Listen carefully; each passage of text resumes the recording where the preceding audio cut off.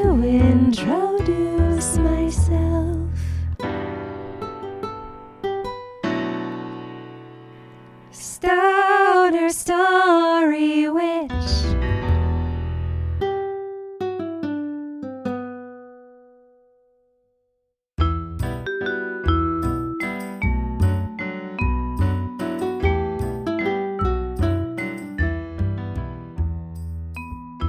The Stoner Story Witch, as a podcast name, as an archetype, is about a plant medicine, is about some sort of psychopomp character trope story that can somehow companion you, guide you, transport you to an understanding, a vision that will then lead you towards collective liberation.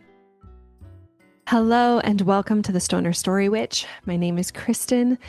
I am so grateful to be hosting this podcast on the lands of the Chorotega people, colonially known as Costa Rica. So the purpose of my podcast today is to really explain the details and the thought and the intention that went into the music that accompanies this podcast. And then I also would love to give a little bit of a reflection on what the first year of the podcast was all about, what I learned, the whole process behind it, and kind of look ahead to the next year because I just crossed that solstice point. I celebrated officially a couple episodes ago with my friend Kristyn on plant medicine.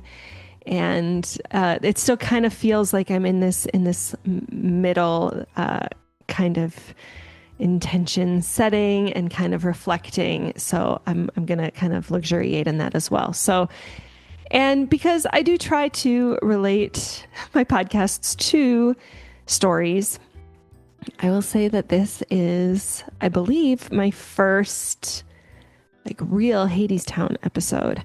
I know that back in season 1 with Little Women, I had an episode called Hadestown Vibes, and it definitely has been a story that I have referred to in several episodes. I've sprinkled in here and there.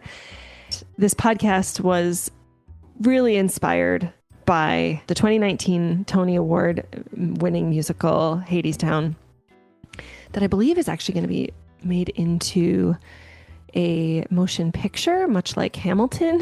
So I'm very excited for that to come out whenever it comes out. The story of Hadestown really is, it continues to be a very potent, very profound story for me that has been very pivotal in my own radicalization, I guess you would say, in my own orientation to collective liberation, to animism, to just so many of the themes that I feel are present in this podcast. I think I mentioned in my last episode with Carmen Spaniola, who I know I mention a ton in this podcast. It was actually through my love of Hadestown that I was drawn to an episode podcast of hers about Persephone, and Persephone is a character of Hadestown. And that was it kind of feels like, in a weird way, like Hadestown guided me to, a teacher that has led me to all sorts of really great work and great practices and a really beautiful community online that has just been such a great resource towards my own liberation and the desire to have that ripple out into the collective. And this episode is also a little bit of a response to this impulse that I had when I was recording my conversation with Kristyn last month about plant medicine. And I found myself telling her all about Hadestown and Persephone and really feeling a desire to share a little bit of what essentially is the why behind the song of this podcast. And as I was editing that podcast, I was like, I am going to put on pause these portions of this conversation and just do a whole nother podcast and include some snippets. So I'm delighted to be sharing some snippets of my conversation with Kristyn today. So with all of that being said, I would love to give you a little tour of the Stoner Story Witch theme song. So the story of the theme song is that it is, even though at the end of, I hope, every episode, I have accredited Anais Mitchell, who is the writer of the Hadestown musical, as well as John Williams, who has written the Hedwig's theme for the Harry Potter movie franchise. My intention with the theme song was that I really wanted to combine the intentions and beliefs that I feel are really held in the Hadestown soundtrack with the cinematic, spooky witchiness that is the Hedwig's theme. I do have to name that the creator of Harry Potter is a woman by the name of J.K. Rowling, who a lot of people have very conflicted feelings about her, and myself included. I can link in the show notes that she has since the series of Harry Potter was, the movies and the books were all finished, I believe that she has come out as what people would refer to as a TERF, or a trans exclusionary radical feminist, which is is just a really dangerous rhetoric that is getting a lot of airtime right now. And so it is with sadness that there is an element of my podcast that is kind of, in a way, echoing the work of someone who I really fundamentally disagree with. There is a ContraPoints video by Natalie Wynn that I think does a really beautiful job of explaining this controversy with J.K. Rowling. So I will link to that in the show notes. And I guess, I mean, I'm not paying royalties. If anything, like, I would say that my podcast is almost I would try to protect myself under parody law and be like, it's a parody of these songs or of these works. I would also say that it's like a redirection or a reorientation or a composting. It's like, okay, I think the story of Harry Potter is good, is like, it was meaningful for me. It was meaningful for a lot of people, especially during, perhaps really formative years.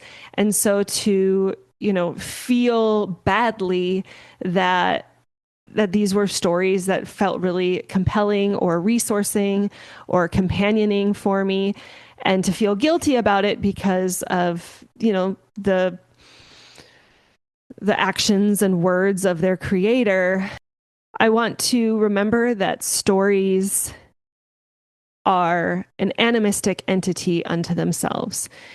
In my mind, Harry Potter is not J.K. Rowling. So I can be in celebration and companionship or relationship with the characters or the settings or the tropes or the archetypes that were presented to me first in this Harry Potter story. Maybe they would have never found their way to me otherwise, or who knows how they would have gotten to me.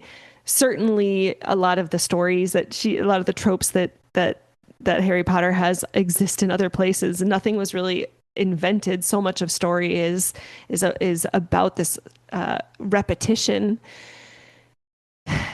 And yet we do exist in capitalism. So we do exist in a world where I recognize that by me even saying the words Harry Potter on a podcast, I could be inviting someone to remember, like, oh yeah, I liked those books. Oh, I better go out and buy them. Or, oh, I want to go visit Harry Potter World, or somehow spend my money in some way that is going to continue to support a person that that like I don't know that I really want to be supporting. And there are better stories out there. I guess I'm sharing all of this as just an invitation into my brain of a lifetime grapple of there's this story, there's this work that I really like, and I feel conflicted and I feel complicated. And like just like anything, there like maybe is no one right answer. But I'm going to say that my answer in this moment is it still feels like it is meaningful for again bringing that cinematic, spooky, witchy feel and familiarity to my podcast in an effort to, as I say on the podcast, find the cracks in the wall for collective liberation. And that's the hope, that's the dream, that's the intention, that's the spell, that's the prayer, whatever you want to call it.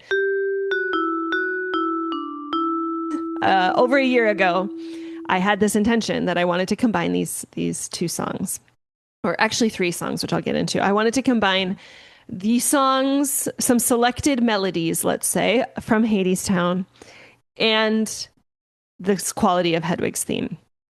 And, you know, my partner, Kevin, who has come on the podcast a couple times, he is more musically inclined than I am. And he, you know, knows his way around a keyboard and GarageBand and whatever. And so we sat down and I said to him that I wanted to get the quality of these songs to be in the same key and in the same time signature, which neither one of those things were true. And I think he did a really good job. It was really interesting being witness to his creative process kind of as he was kind of plunking it out and figuring it out. And I kept on thinking in the moment that it was, you know, it was this really vulnerable, what I felt in the moment of asking my partner to do this. And this is my partner. He's the father of my kids. He's my husband. He's, you know, one of my best friends. And I'm asking him to help me create the theme song for this creative endeavor that I'm about to embark on that feels all sorts of scary and overwhelming. And there was a discomfort that I can still remember where I'm sitting down and asking him what it is that I want, sharing with him what is my vision, and kind of feeling like at some point he's going to roll his eyes at me and say like, that's too much, or like, that's ridiculous. Like, what a weird, there would be some sort of judgment, I guess. I was confronting my own projections of my own judgments of how I was worried somebody might respond to my requests.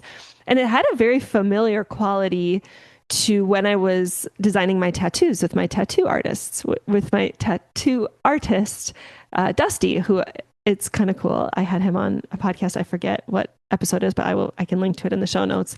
But it was this idea of like, I have this vision, I have this art, I have this thing, you know, that I want to be birthing, but I don't have the skills or the capacity to be able to bring it out into the world in the way that I need it to. So I like need to enlist some help, whether it's a tattoo artist who is like, okay, I literally can't tattoo myself, and I need you to translate my designs into something that could work on my skin, and the discomfort, or, you know, like the attachment that it required, the confidence that I had to muster in order to like just ask a professional tattoo artist to put some images on my skin.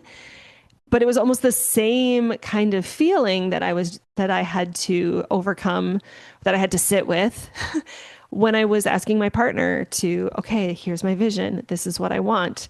Okay, actually, I wanted a little bit more like this, or a little less like this, or a little bit faster, or a little bit softer. Or what if we added cello? Or, you know, I was directing what it was that I wanted, but it was ultimately kind of, he was the one making a lot of the actual kind of musical decisions of which notes and timings. That feels worthwhile to say because as I was finishing up this year of the podcast, I was remembering that my very, very first episode that I did was secure attachment and the male gaze as depicted in the story of Little Women. And I kind of just had like this aha moment where for people who understand tarot and maybe some of these more, like witchy modalities, I would say like tarot or astrology or even numerology, there is this idea that the collective undergoes like kind of the same sort of energy. So for example, it's currently 2025. 2 + 2 + 5 is 9. And so we would say that like we are as a collective having a 9 year. And so like a numerologist might have an interpretation of the number 9. An astrologer might have a different interpretation or similar to a number 9. And then in the tarot, the number 9 corresponds with the Hermit, which is the 9th card of the major arcana. And then that kind of can give us some sense of what are some of the themes of this year going to be for the collective. Anyway, all that to say, as I was thinking like, okay, I have this podcast. I've done it for a year. There's a cycle that I'm now going to be able to start kind of spiraling. I'll be able to kind of like look back and be like, at the last lunation of this particular type, what was I saying? What was important to me? There's like this sense that I'm beginning to come around in some sort of spiral. And as I was looking back on the year and I saw, wow, secure attachment and the male gaze, I was thinking like, in what ways has secure attachment and the male gaze been just the 1 year of this entire podcast, right? Like I mean, certainly not every single episode that I have done has necessarily been on that theme, but I would just say, I guess for me personally, and I guess I need to think through like what it is that actually feels meaningful to be sharing in a very public facing way in a podcast, other than just recognizing the profoundness that is really calling in that energy of what does it take to be building secure attachment within patriarchy, within the male gaze, within my own marriage. As my husband and I were transitioning to Costa Rica as first generation settler colonizers here, as we're getting our kids settled, as we're building community and practicing our creativity, a lot of things come up. And I will just say that like in our community, I've seen a lot of couples make this big move and their marriages don't last. It seems like it's a relatively common thing actually in my neck of the woods that for one reason or another, marriages, not all marriages make it at a rate that feels higher than any other place that I have lived. And recognizing the ways that within the last year, both my partner and I have had to really work to focus on, like our feelings, being able to hold them in compassionate ways, ask for what it is that we need, reach towards our shared values, align ourselves with our shared mission. And this really has in so many ways been a year of me working towards secure attachment, security within myself, being comfortable in my own skin, even under the gaze of my husband or patriarchy or what have you. Yeah, just recognizing that there was kind of this little nugget of feeling that when I was getting my tattoo, and then in just the wanting to design a song for this podcast, it was evoking a lot of that. Okay, I want this thing and I kind of need to collaborate with another person. And can I be confident and firm in my vision and communicate it in a way that will get me the product that it is that is like that I can see so clearly that I want to bring into the world. Okay, so I think I will share first a little bit about Hadestown, this story that I love so much, and hopefully convey what it is that I love about it and what it means to me in a way that will make some sense to someone else and provide some sort of meaning. So Hadestown essentially follows this love story between Orpheus and Eurydice. It's actually kind of a mix of Orpheus and Eurydice's story as well as Hades and Persephone. And I mean, I'm going to keep it to what the Hadestown version of events is, but certainly, there is more out there that we could be saying about these characters throughout history.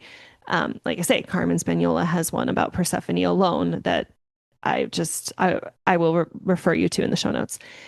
But anyway, Orpheus is depicted as a son of a muse, and he's working on a song that is going to, reorient the world into the way that it could be, the way that he sees it. He's a visionary. And he meets and falls in love with Eurydice. And Eurydice is essentially a climate refugee. She can see the way the world is. And she's kind of like this avoidant person coming into the scene. I actually, maybe I can link to it in the show notes. I did a couple blog episodes way back in the day. I wanted to blog about Hadestown, and then I kind of got overwhelmed because I was like, how can I possibly convey how much I love this story? But I can link to it that, Eurydice is coming in, and she sees the world for as it is. She is kind of, she doesn't really give Orpheus the time of day, actually, when she first meets him. But then there is this song where he courts her in the musical.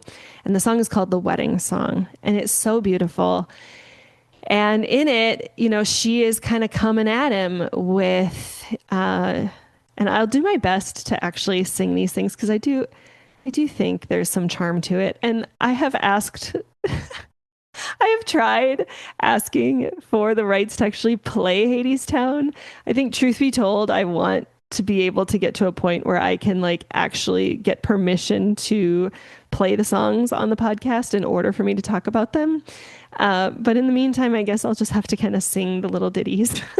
But Eurydice, sings to Orpheus. Lover, tell me when we're wed, who's gonna make the wedding bed? Times being what they are, hard and getting harder all the time. And then Orpheus comes in. Lover, when I sing my song, all the birds gonna sing along, and they'll come flying from all around to lay their feathers on the ground, and we'll lie down and niter down a pillow neath our heads. The birds are gonna make the wedding bed.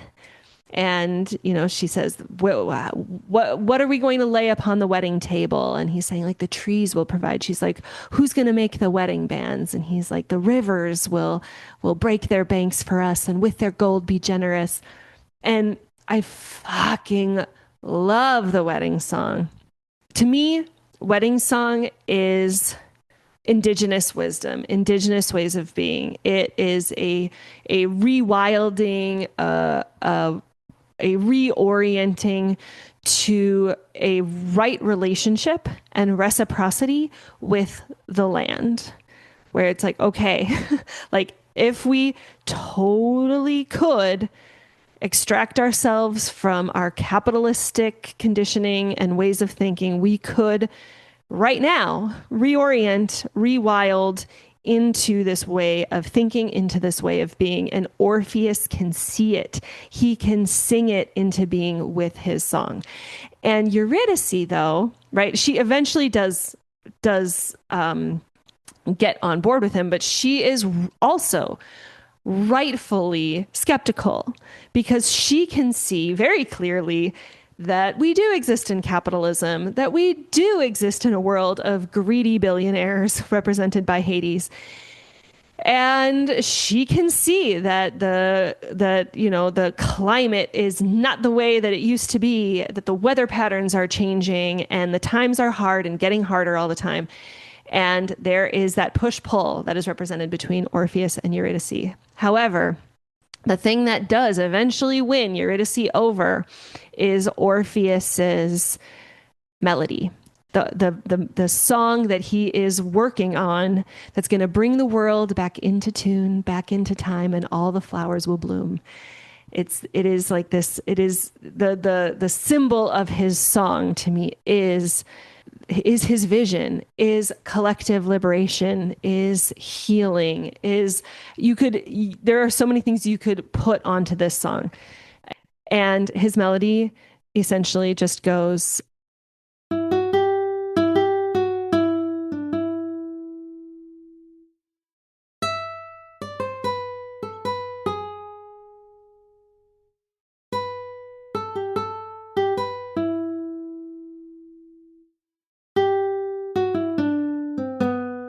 even in the musical, there actually aren't words. It literally is this melody that he has. And and over the course of the musical, he recognizes that, okay, this is actually a song of love.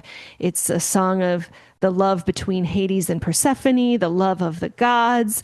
Hades and Persephone don't remember the song. So there's other things that happen with this song, other symbolism within the story of Hadestown that song represents.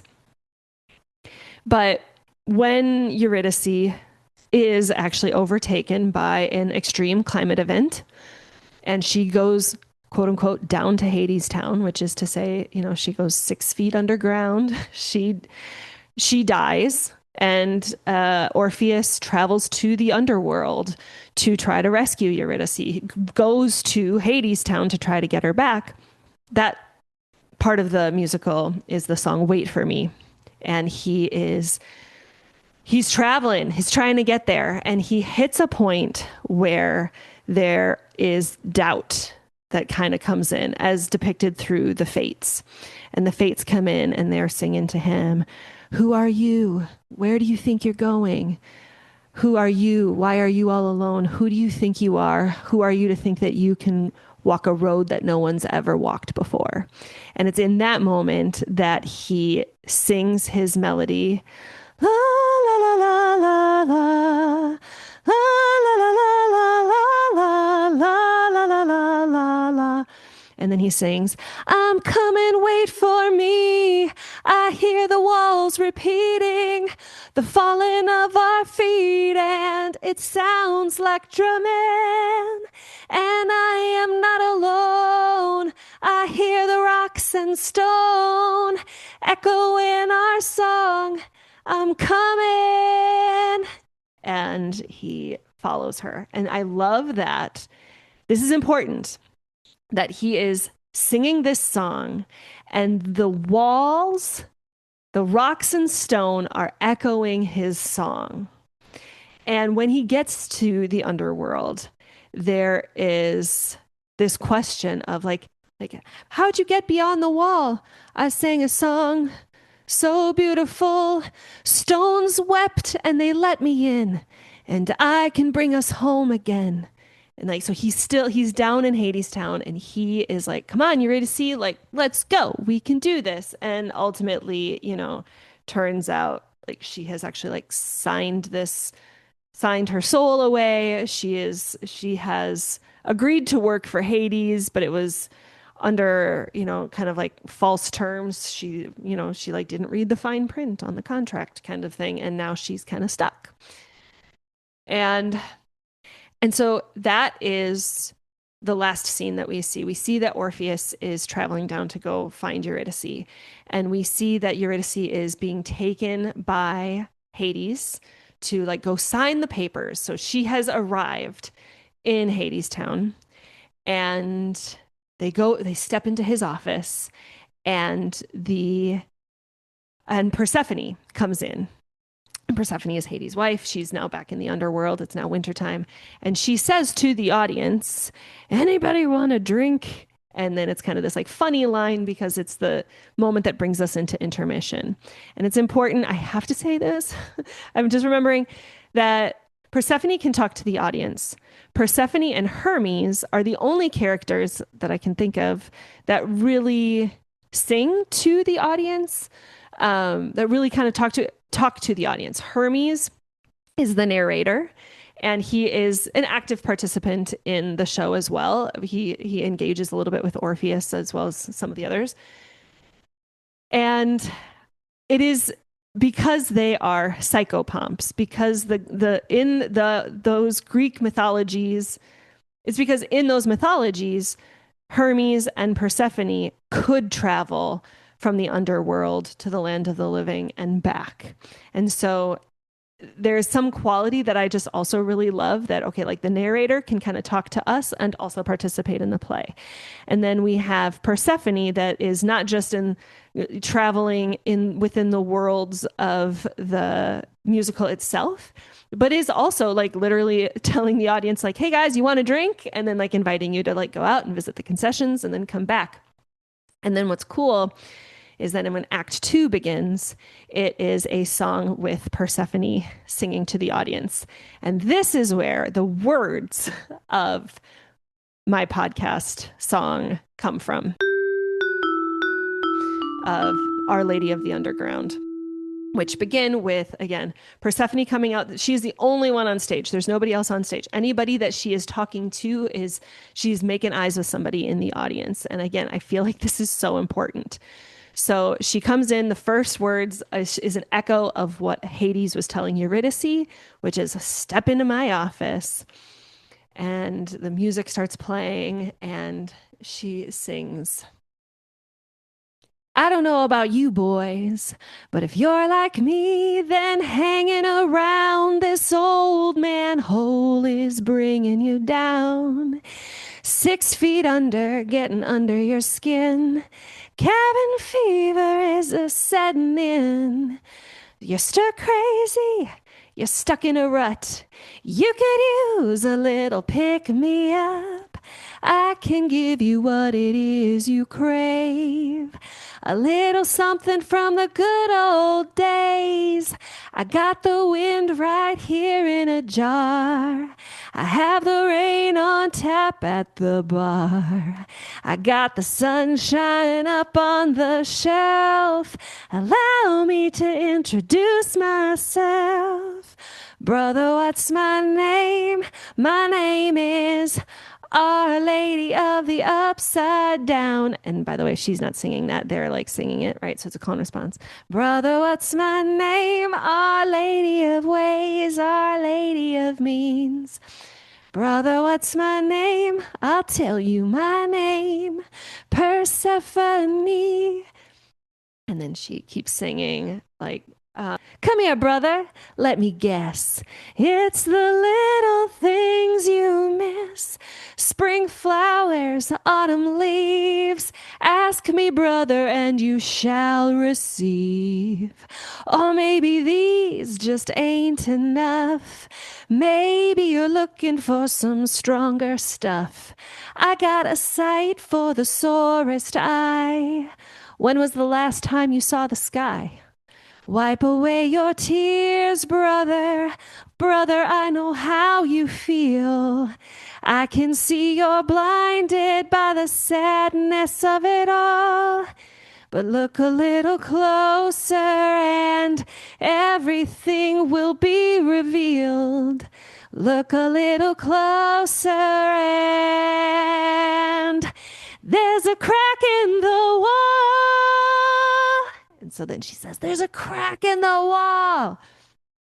And at that point, she introduces the audience to the band. So at the end of the song, we literally have Persephone breaking down the fourth wall. As a psychopomp, which is somebody who can travel from one realm to the other, she can travel from Hadestown to the world of the living. She can also travel from the realm of the story to communicate with the audience directly. Because after she calls for the crack in the wall that presumably is when the stones wept and are letting Orpheus in. It's like there's a crack in the wall because Orpheus's song has cracked it. And she's the one bringing your attention to it. And then the next words out of her mouth is introducing the band by their actual name. Not a character that they are playing, but the actual person's name of whoever is playing the violin and the guitar and the piano, the drums. And she is relaying their actual name. And to me, that was just like the realization of all of that felt so impactful of like, okay, who are you then? If I am admitting that I am actually just on this stage with people using their real names, like you are also here. And if you are here in the audience, where are you in the story? And what is this story compelling you to do differently? Given all of that, can you locate yourself? And who do you want to be? Do you want to be Orpheus? Do you want to be Hades? And how do we grapple with the fact that, like, I think, at least for myself, I'm speaking for myself, like all of those parts, that visionary Orpheus, that realistic Eurydice, that kind of dreamer of Persephone, and then also a lot of the fear of Hades. So I will save diving into those depths for another day. At the very end, she says, one at a time, boys, straight lines. What the boss don't know, the boss won't mind. And so, yeah, she is basically selling the fruit of the vine and whatever bounty she has to remind people of nature, remind people of what it is up on top, remind people of a life outside of capitalism. Because to me, like, Hadestown is also like a metaphor for capitalism. It's not necessarily like this land of like people are dead and it's this like spiritual world where everybody is dead. It's like so much of the imagery of, and I'll just have to get to this in future episodes, but it really is the slog of capitalism. It is the insatiable greed of the billionaire class, and it is, just a lot of misattunement between Hades and Persephone. I think there's a lot of messages. I have more messages, more things I could say about secure attachment in this show, but at this moment, I'm sharing all of this to say that the Stoner Story Witch, as a podcast name, as an archetype, is about a plant medicine, is about some sort of psychopomp character trope story that can somehow companion you, guide you, transport you to an understanding, a vision that will then lead you towards collective liberation. That is the intention of this podcast, is to talk about how those things all intersect. It's not that I'm not saying that Persephone is the Stoner Story Witch. I'm not saying that there is one person that is these things, but I'm saying that that this podcast, I hope, is an altar to the energy of a radical remembering of a decolonial way of being in right relationship with the land, an animistic outlook on things, like the invitation to look at the sky even feels really profound. So yeah, I wanted the words of that song to be prominent in my podcast as we're calling in, I've got the wind right here in a jar, have the rain on tap at the bar, I got the sunshine on the shelf, allow me to introduce myself. I wanted to give it that cinematic rewriting or rewilding, a reorientation of what we thought we knew of as witchy, and invite this haunting quality of what are the things we have up on the shelf, right? What is the wind in the jar? What's the rain on tap at the bar? What's the sunshine on our shelf? What's the sunshine on your bookshelf? What are the stories that resource you for liberation? If you don't have a Hadestown, that's okay. But what would it take to be open to receiving a Hadestown that's looking for you?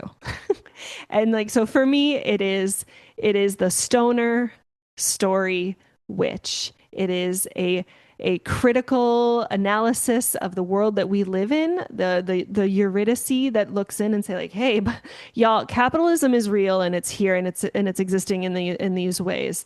Transphobia is real and we need to fight it in these ways. Climate change is real and we need to be aware of it in these, like, all of that is true. We cannot engage in a spirituality that bypasses the reality of the world that we're living in. But we can make both of those like exist at the same time. And that's one of the things I really love that Orpheus shares.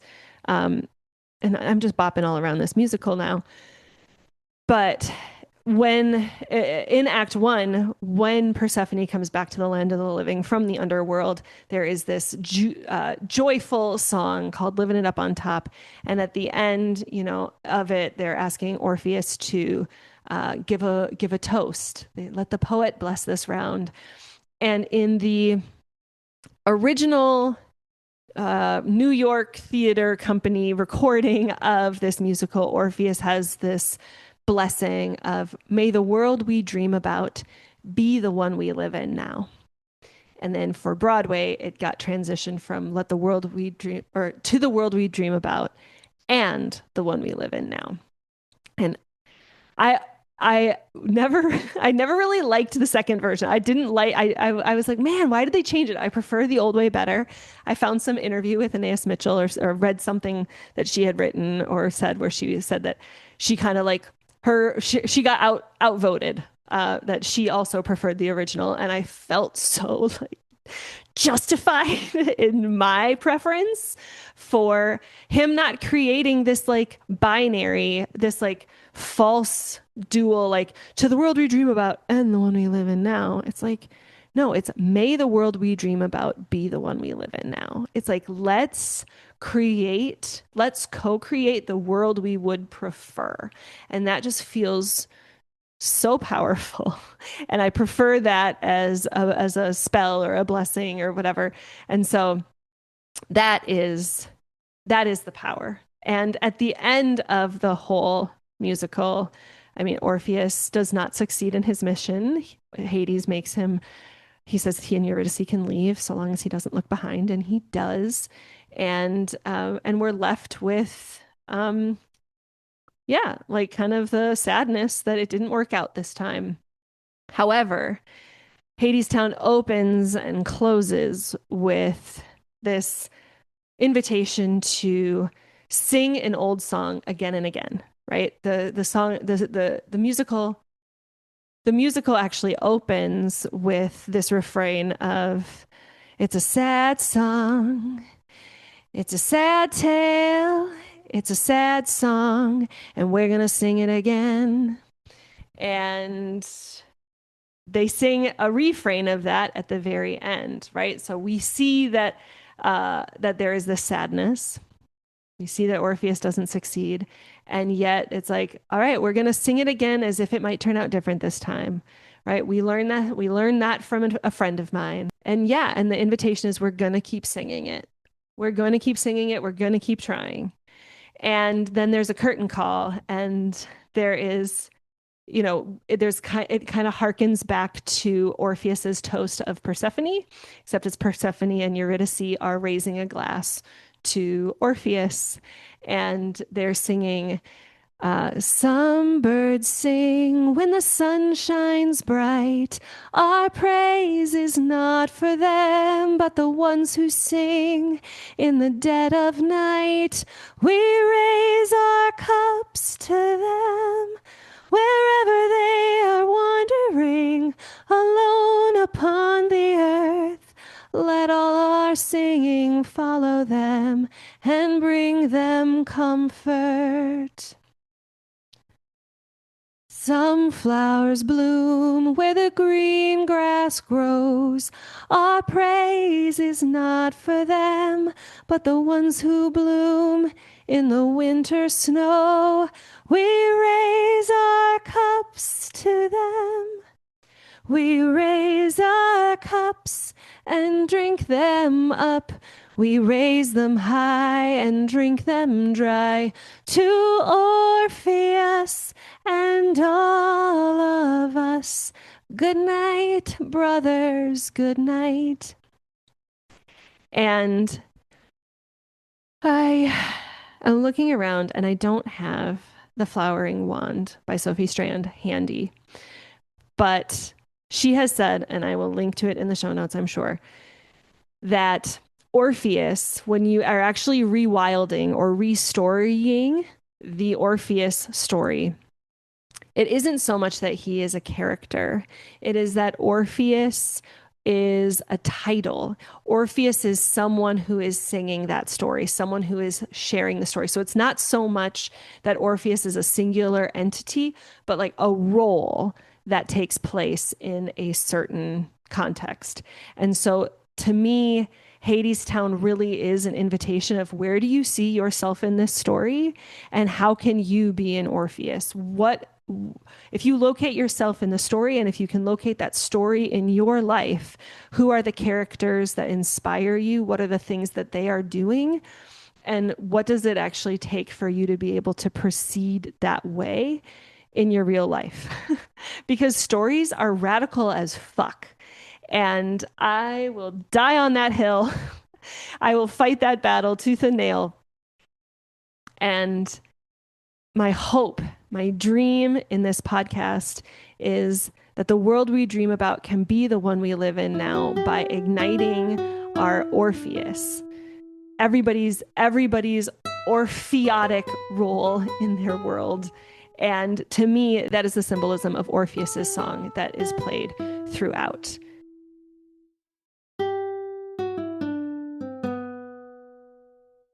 And so, yeah. And then when it came time to kind of say, okay, what is my little intro going to be? Stoner Story Witch.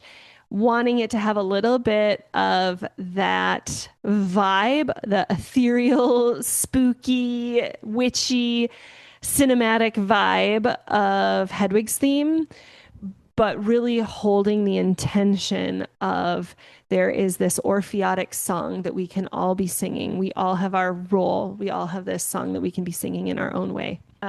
As I was talking about coming up on the year of this, and I've listened to my own podcast song fairly regularly. Every time I'm editing the podcast, I like listen to it from the beginning to just kind of make sure everything sounds decent.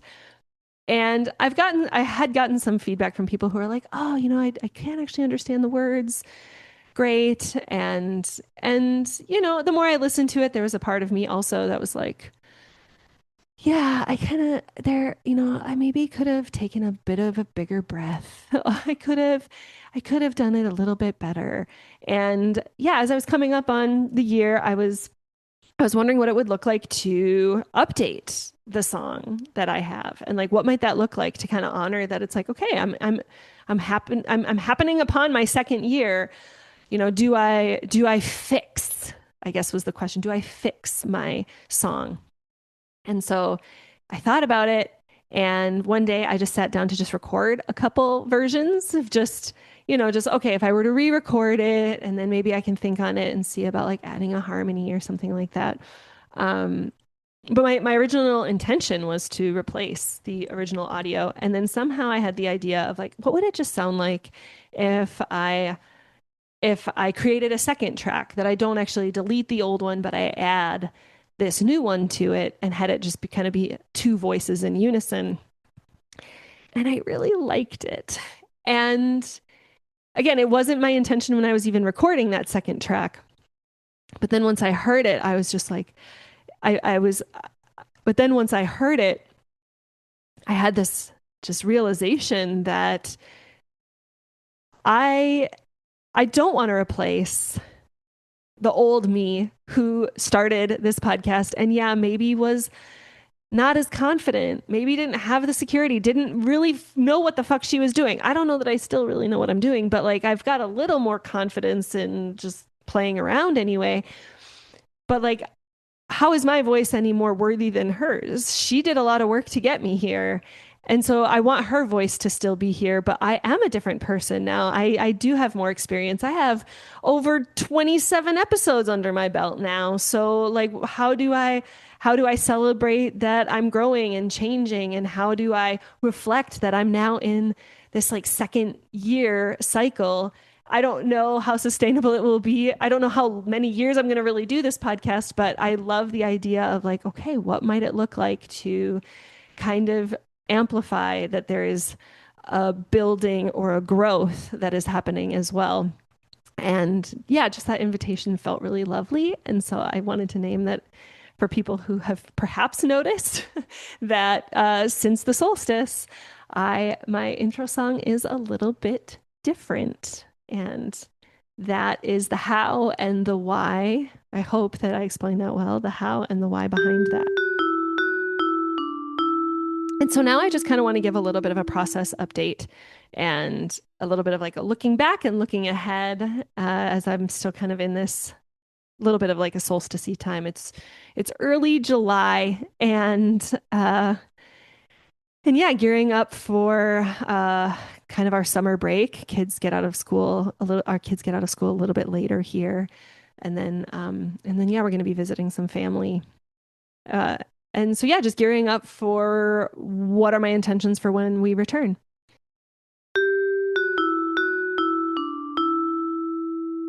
So yeah, I've really enjoyed the schedule of this podcast so far, and I don't for the foreseeable future plan on necessarily changing that.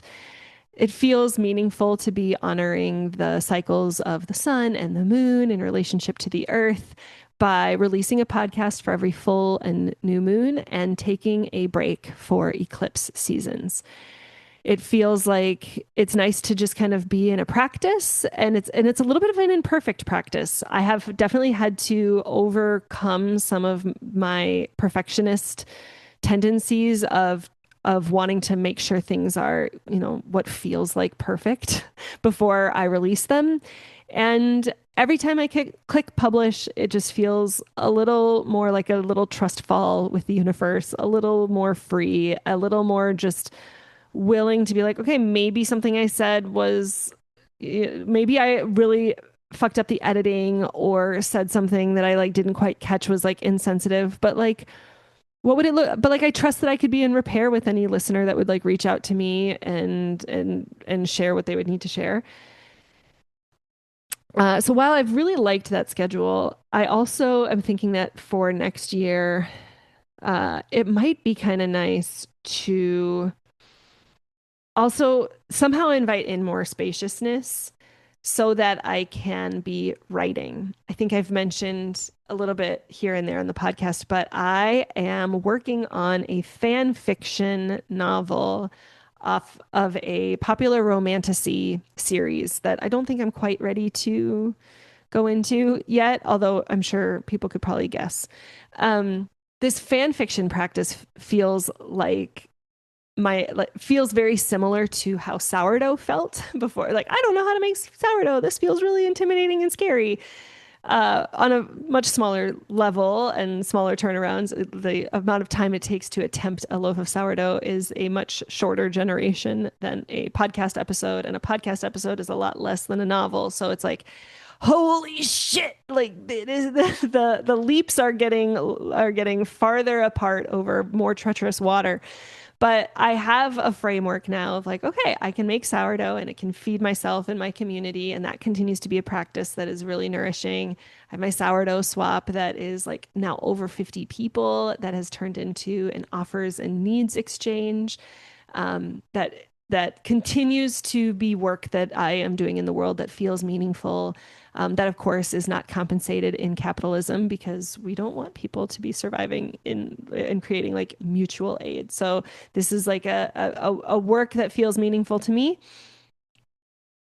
And it gave me the practice for the podcast, which felt like it gave me some important skills, important practice, important kind of confronting my my perfectionism or even my imposter syndrome sometimes.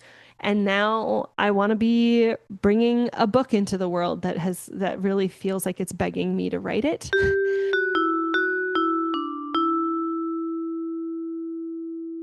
As I reflect on my second season, which was on Severance, that was a really fun invitation to do because to me it was again kind of normalizing this secure attachment in how we can actually discuss stories that speak deeply to us. It was also the season where I introduced having guests on my podcast. I had Jamie, I had Carmen, I had my friend John that all came on and we talked about Severance, and that in and of itself was even just a practice of like making a bid to ask somebody to come on my show and figure out our scheduling and making sure that I knew how to like do the technology of adding a second person, creating, an outline, and the editing is different. And I still don't really know that I can say clearly what is different for me having just a conversation with somebody versus like recording a podcast conversation. But I will say that, like, for example, having Carmen on the podcast really gave me an opportunity to confront some imposter syndrome and that there was honestly a little part of me that almost felt relief that it didn't end up working for Sophie Strand to come on the podcast, because I really, really wanted her to come on the podcast. I felt like an excitement about her and her work, and then yeah, I mean, I was not relieved that she was experiencing a lot of health issues, but there was almost like a sense of like, yeah, actually, like I didn't have like my outline all like wrapped up in a pretty little bow. Like my perfectionism and imposter syndrome were just like, I don't know that this is ready. And maybe it wasn't my perfectionism and my imposter syndrome. Maybe it was actually like, this isn't the right thing at the right time. And I continue to call forth the work and words and wisdom of Sophie Strand in my episodes pretty much ever since the winter solstice. But yeah, that's just a little bit of what that process has been like. And yeah, so when I think about what is the energy of the number two, for me, that does feel, it's like me plus someone else. And that is collaboration.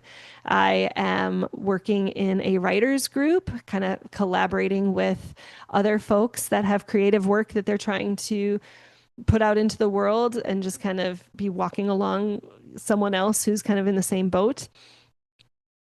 And it also feels really nice I have a sense of collaboration that I feel with people that I follow on Substack, which I guess I could also say in this year, I have joined Substack as I guess a creator of content. I've just basically post the podcast blurbs. I've posted maybe a few other things.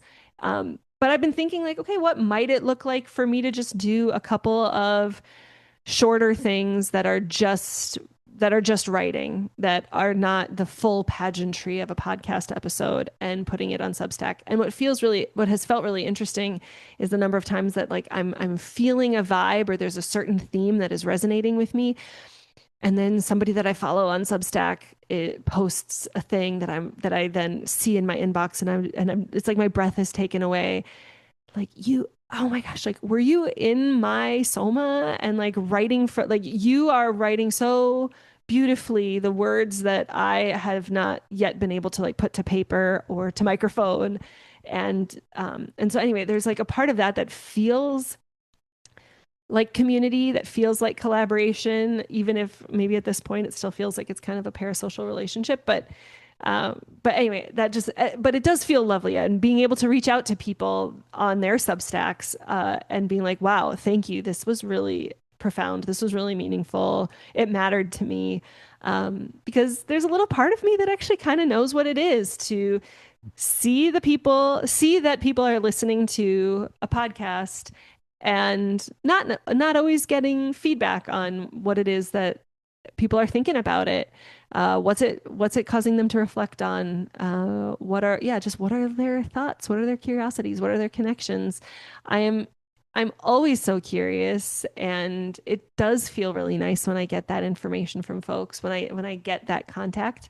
And just a reminder that, like, yeah, a lot of like who I am becoming and what I am creating is about who I am collaborating with, and that there is something about consuming the words and the work and the wisdom of people that I admire, is a very important ingredient. It's a very important part of what I think helps me in my discernment as a a white-bodied witch with access to wealth in capitalism, and like trying to be here in a good way and do all the grappling. Is okay, like, who are the people that I can kind of call in and be in right relationship with them, subscribe to their Substack, take the time to consume that with integrity, ingest, imbibe. I don't know. There's some word there. One other thing that feels kind of interesting about the podcast is the fluidity that I have kind of gone from creating seasons and just standalone episodes. There's something I really love about how my podcast is a little bit of an offering to the energy of fucking around and finding out, where it just feels whimsical, and it feels cluttered in a way that just delights me, that I don't know that I can fully put to words.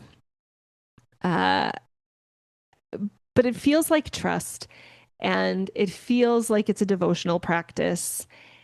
And also there's a fun element that I have noticed as well, where like kind of I don't know if it's timelessness or almost like time traveling quality of the podcast, where I can have a conversation with someone that I recorded at one point in time because the story was fresh at that moment for us.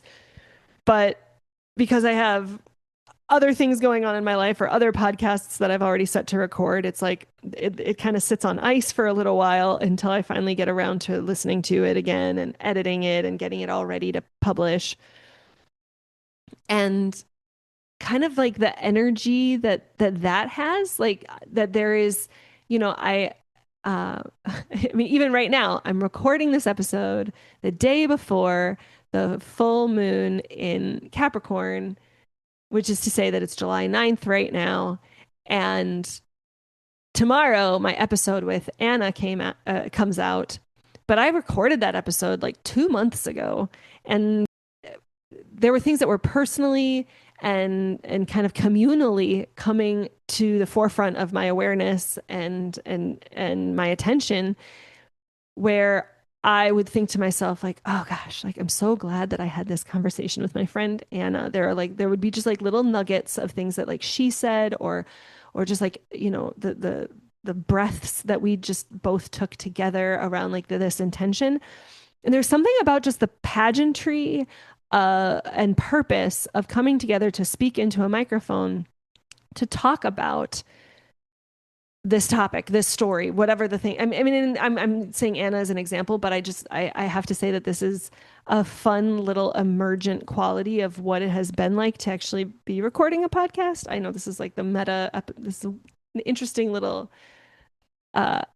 meta podcast episode, but it's been super fun to feel resourced by these stories that I am collecting and conversing about with others, and just kind of the times that it'll hit me that I had the conversation, and then as I'm starting to edit the conversation, there's new things coming up, and it just continues to feel like again, just like Hermes would say at the beginning and end of Hadestown, it's like, and we're going to sing it again. We're going to sing it again. We're going to sing it again. And so I can even re-listen to the same stories in just the listening and editing of my own podcast in a way that feels really meaningful.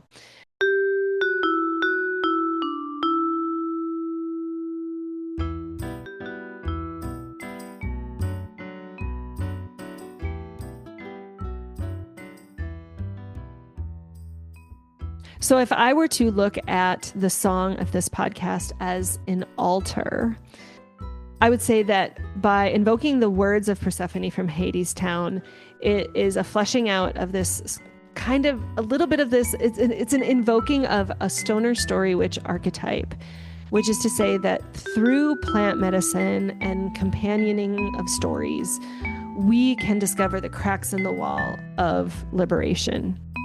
It is an invitation for the animistic world, perhaps plant medicine or any real like animistic spiritual practice can invite us into a rewilding, into a feralness, into a shedding of our domestic conditioning and an answer into our own wildness and to respond with our own wildness. By invoking Hedwig's theme, I would say that is just taking a song of the zeitgeist of a generation that we've been conditioned to think of as witchy, but believing that the story itself it can hold trans rights, even if the creator of that story is an exclusionary feminist. And this podcast is about grappling. This podcast isn't about certainty. It isn't about perfection. It isn't about shying away from having the hard conversations. It isn't about not offending anyone, but it's about inviting us to be able to tolerate more of that discomfort so that we can really be focusing in on how we can make the world we dream about be the one we live in now, which is to say that then the qualities of Orpheus's hymn sprinkled throughout is that it's the song of liberation. It is a more than human song of love. It's an invitation into rewilding and reciprocity.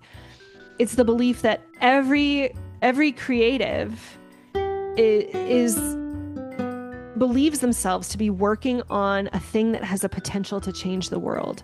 There is an invitation of what are you creating in the world? When you create what it is that you are birthing into the world, how will the world respond? Bringing the flowers back into bloom, the spring that will come again. What does that look like? Very realistically, what are the hopes and dreams that we can be invoking through our creative practice or our spiritual practices? The hope, the liberation, the devotion to a creative work that is larger than ourselves.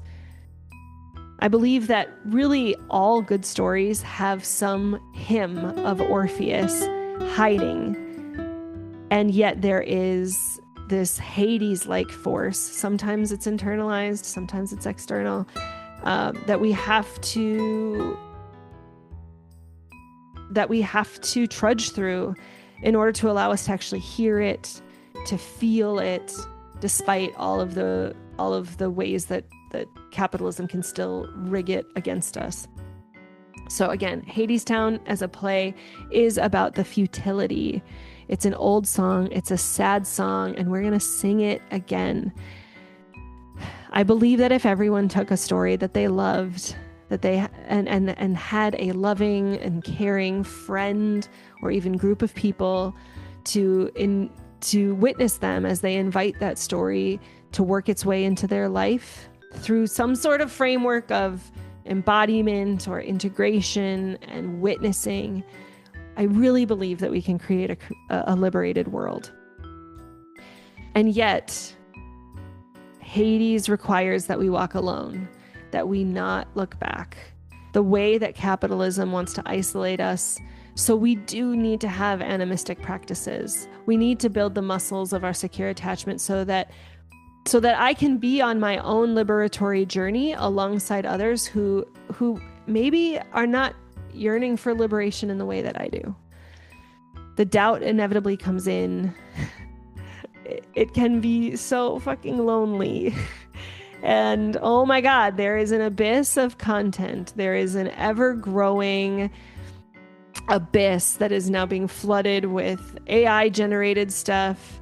And so it really can feel like we're singing our songs of liberation into the void of these people that are just kind of told that we got to keep our head low if we want to keep our head. The stress cycle. It's the sad reality that when I think to myself in the times that I felt like I had to keep my head low, that I was stuck in a stress cycle, a version of me 5 years ago perhaps could have heard this episode and been like, what the fuck is she talking about, a liberatory journey?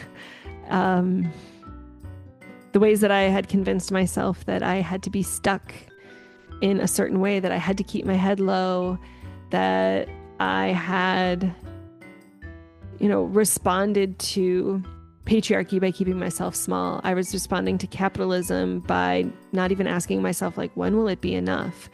That I was not really like confronting or grappling with my complacency in these systems of imperialism, white supremacy, capitalism, patriarchy.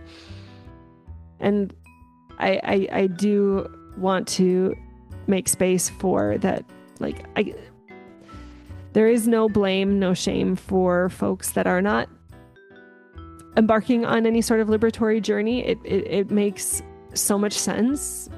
And yeah, inevitably the doubt comes in. I have had many moments this last year where I have felt very lonely. There is an absolute abyss of content that is just ever growing as the AI generated content continues to grow. And it just feels sometimes like, what's the point of singing songs of liberation into this void? And yeah, that's, I guess, also just part of the grappling. Gonna keep singing it again and again, gonna keep doing it, gonna keep following the breadcrumbs, going to keep leaning into the practices, following the breadcrumbs, singing the songs, writing the stories, whatever that creative, spiritual spark is. It's my hope that we tend to it collectively and individually. So if this podcast were a spell or a prayer, it would be my hope that everybody has a song or a story that comforts them and guides them and companions them and resources them for whatever liberation looks like for you. And so it is. Thank you so much for listening today. As always, check out the show notes for any references that I might have made. And as always, follow me on Substack or shoot me an email at stonerstorywitch@gmail.com for any comments, connections that you would like to make. I always love hearing from people. Thank you to John Williams and Anais Mitchell for the inspiration for the theme song of the Stoner Story Witch podcast, as well as Matt Schubbe and Kevin Carlo for their creative juices for the cover art and the sound editing and production.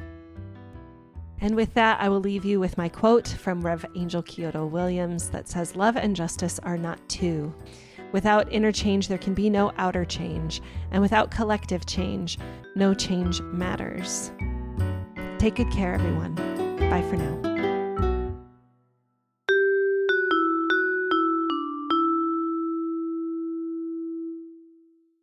I just love, Kristyn, the way that you can see into a story.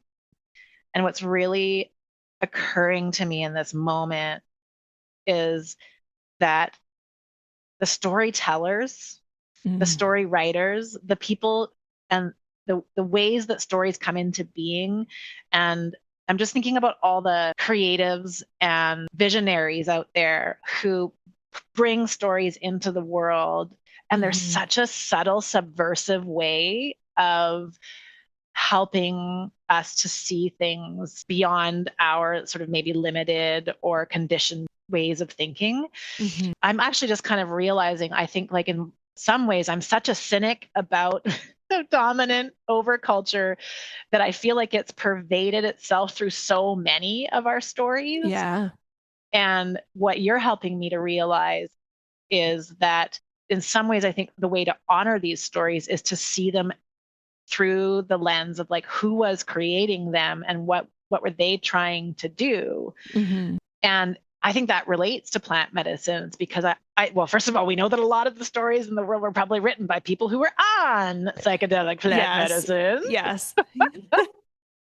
Because we access a lot of information from those allies. And you're helping me to sort of sit with this concept of like, to really experience a story, we have this opportunity also to honor what isn't necessarily being said outright, Mhm. and looking for the potency of the sort of, like the subversive, resistant energy that's coming through in these stories. So thank you for that. I really appreciate that. Oh, you're welcome.